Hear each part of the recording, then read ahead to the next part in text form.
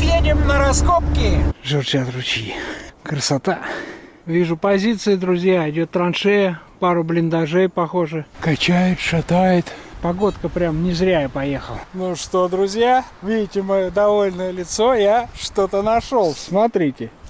Не в ножнах, конечно, но зато с бакелитовыми ручками. Сейчас почистим, глянем. Ну вот такой вот получился у меня штычок, ребят. Бакелитик с этой стороны целый, с этой здесь есть коцка какая-то. Не зря сегодня выехал в лес. Нормальный нож, да?